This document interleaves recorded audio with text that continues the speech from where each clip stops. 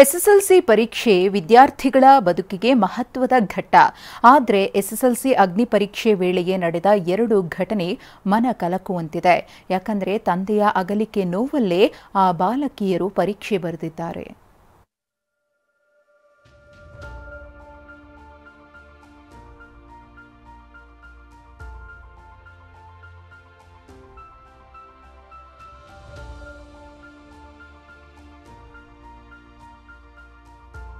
ಅಪ್ಪ ಕಣ್ಣಿಗೆ ಕಾಣುವ ದೇವರು, ಮಮತೆಯ ತೊಟ್ಟಿಲು, ಬೆಲೆ ಕಟ್ಟಲಾಗದ ಆಸ್ತಿ.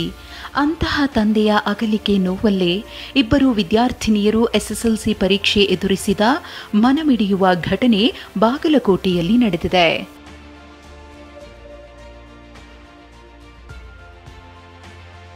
ತಂದೆ ಚಿರನಿದ್ರೆಗೆ ಜಾರಿದ್ರೆ ಮುದ್ದಿನ ಮಗಳು ಎಸ್ಎಸ್ಎಲ್ಸಿ ಪರೀಕ್ಷೆಗೆ ಹಾಜರಾಗಿದ್ಲು.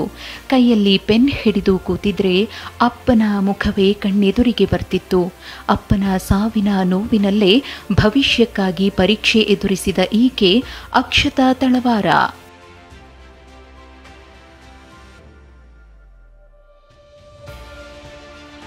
ಅಕ್ಷತಾ ಬಾಗಲಕೋಟೆ ಜಿಲ್ಲೆ ಬಾದಾಮಿ ತಾಲೂಕಿನ ಲಖಮಾಪುರದವಳು.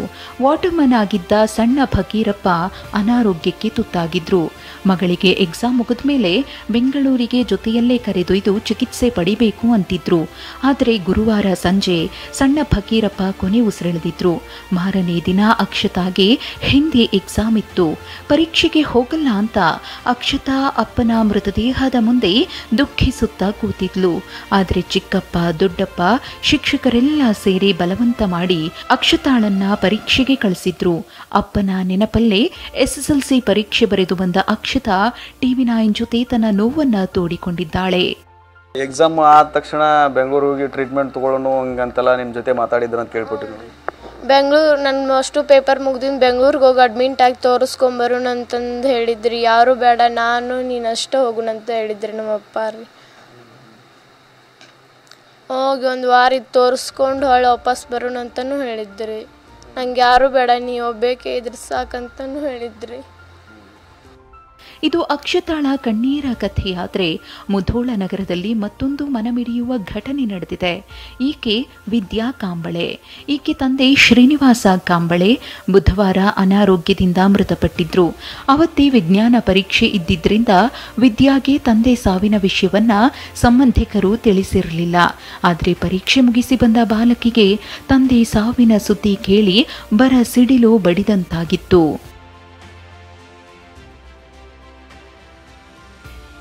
ತಂದೆಗೆ ಮಕ್ಕಳ ಭವಿಷ್ಯವೇ ಮುಖ್ಯ. ಮಕ್ಕಳಿಗಾಗಿ ತಮ್ಮ ಸರ್ವಸ್ವವನ್ನೂ ಧಾರೆ ಎರೆಯುತ್ತಾರೆ. ಇಲ್ಲಿ ಮಕ್ಕಳು ಅಪ್ಪಂದಿರ ಕನಸು ನನಸು ಮಾಡಲು ಸಾವಿನ ನೋವಿನಲ್ಲೂ ಪರೀಕ್ಷೆ ಎದುರಿಸಿದ್ದಾರೆ. ರವಿ ಮೂಕಿ, TV9 ಬಾಗಲಕೋಟೆ.